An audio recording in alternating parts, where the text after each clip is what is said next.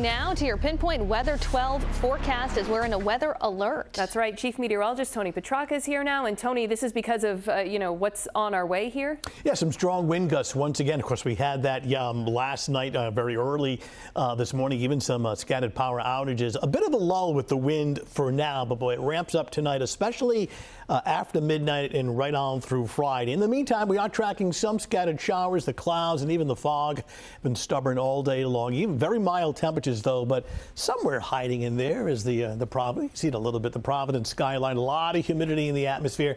Still mild for now, but it will be trending cooler to colder over the next roughly 24 hours. Even when we pan the camera back, you still can't see much off in the distance, so that'll continue for several more hours. Some scattered showers and areas of fog. Temps quite mild, upper 40s to low 50s in Smithfield, Providence, coming in at 47, as well as New Bedford. So here's the breakdown. Strong winds pick up once again tonight, especially after midnight and right on through Friday. We're talking wind gusts at times, well, first of all, sustained at 15 to 25 out of the west, but gusting 45 to as high as 50 miles per hour. When you get up into that 50-mile-an-hour range, you start running the risk, albeit scattered, of some power outages. So overnight into tomorrow, we'll be watching for that and trending cooler to colder over the next several days. Nothing extreme. In fact, we'll actually get temperatures closer to average, as where we should be for this time of year. And overall, it's a dry weekend. Of course, we set those clocks ahead 1 hour this weekend. So notice today, of course, the temperatures were quite mild, but seasonably cool Friday, Saturday, and on into Sunday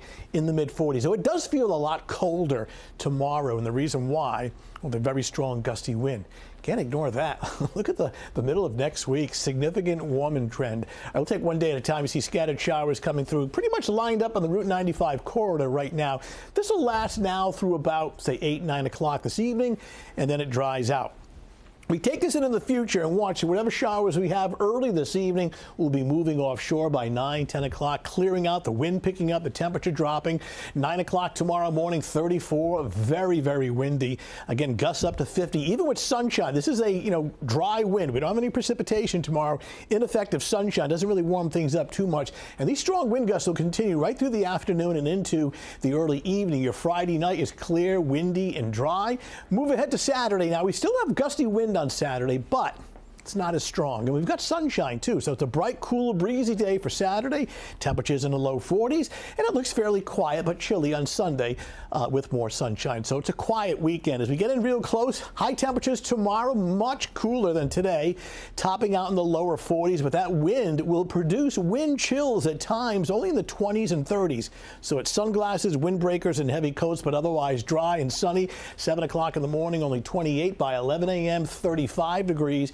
And then during the afternoon, still very windy. Could be some isolated power outages. Temperatures in the lower 40s, and with those strong west and northwest winds, 40 to 50 miles per hour. All right, 7-day forecast. Your weekend is cool and dry. Still kind of gusty on Saturday, but not as strong. Clocks go ahead 1 hour before bed Saturday night. Your sunset on Sunday, 6:45. Sunday looks sunny and cool with temperatures in the mid-40s. But in the short term, the concern is the strong wind late tonight into Friday.